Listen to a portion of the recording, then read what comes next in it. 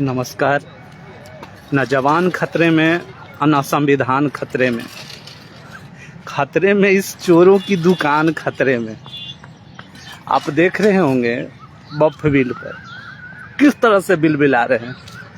आपको पहले ही कहा था कि देश में एक ऐसा सपेरा बैठ गया है कि आपको सारे सांप नजर आ जाएंगे। किसान के रूप में कालमिनी की तरह खालिस्तान नजर आ जाएंगे। बफ बोर्ड के ऊपर इस जैसे शैतान नजर आ जाएंगे। ये जो बफ के जो बचाव में उतरे हैं, ये बताएं कि बफ के ज़मीन पर कहीं कोई रेलवे स्टेशन है, बफ के ज़मीन पर कोई हॉस्पिटल है, बफ के ज़मीन पर कोई इस तरह का खेलने वाला मैदान है, बफ के ज़मीन पर कोई पार्क है, कोई इस तरह का बहुत बड़ा तालाब है जहाँ के आदमी घूम सके? नहीं, ये सिर्फ अपनी एक दुकान खोल कर रखे हैं और उन सारे ज़मीनों को बिल्कुल जैसे भू माफिया का इस्तेमाल होता है उस तरह का होता है। और इनका इतना बड़ा लार्ज स्केल है कि आप उसका असर देख सकते हैं किस तरह से बिल बिला रहे हैं। लेकिन वही यहाँ मजबूर सरकार नहीं, मजबूत सरकार है। सबका इलाज है। जैसे यदि किसी के पास पुराना पीठ का दर्द, कमर का दर्द, हाथ का दर्द, मतलब जिस तरह का दर्द हो, गर्दन का दर्द हो, घुटने का दर्द हो, सारे दर्दों का इलाज यूपी वाले बाबा के पास वैद्य हैं, योगी महाराज जी, उनके पास है। किसी तरह का दर्द हो सब छोड़ा दिया जाएगा वहाँ। अब सिर्फ जाकर वहाँ सरकार के खिलाफ प्रदर्शन करना है, फिर आपको सारे दर्दों से मुक्ति मिल जाएगी। और देखिए अभी कितने बिल बिला कर निकलेंगे। ये सब जो बफ है, बफ का जो तमाशा है, ये सब कांग्रेस की देन है। हर एक चीज़ में जड़ है कांग्रेस। पहले आप सुनते थे कि मुंबई में ब्लास्ट हुआ तो इसमें आतंकवादियों का हाथ, आतंकवादी और हाथ दोनों साथ थे। किसी तरह का कोई देश में हरकत हुआ तो आतंकवादियों का हाथ, आतंकवादी भी था और हाँ वो हाथ भी था जो आतंकवादियों का हाथ है।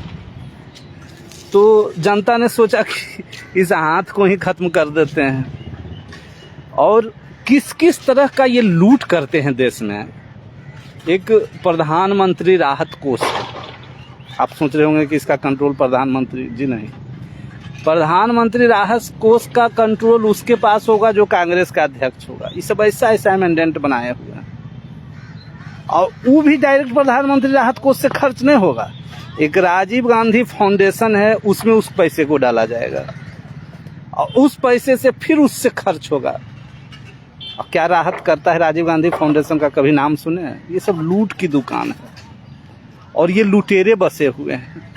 आप जहाँ भी देखते होंगे इस तरह की हरकत, बिल्कुल न मोदी से देश परेशान है, न संविधान परेशान है, न जवान परेशान है, बस इस जैसे कुछ चोर और चंडाल परेशान हैं।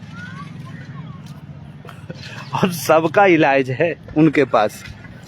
आप देखे होंगे केजरीवाल की राजनीति, वहाँ किसान का धरना दिल्ली बॉर्डर पे दिलवाता है अपने लोगों के साथ, फिर क्या होता है?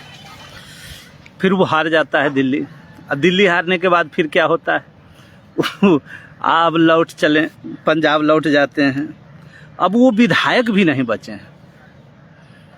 उनका वो रवैया उनकी हरकतों के कारण हुआ। कुछ भी हो तो एक सौत की तरह लड़ना और सौत की तरह उनका व्यवहार था। जनता के लिए वो क्या करेंगे? कुछ चुनकर आते हैं जनता की सेवा के लिए और कुछ चुनकर आते हैं जनता से मेवा के लिए। और आपको ही समझना होगा कि केस कौन सेवा वाले हैं, कौन मेवा वाले हैं। केजरीवाल जी चले गए पंजाब, अब पंजाब में भी जाकर वो वही हरकत कर रहे हैं। और वक्फ बोर्ड की आप हरकत देख ही रहे हैं इन बनाफनों की।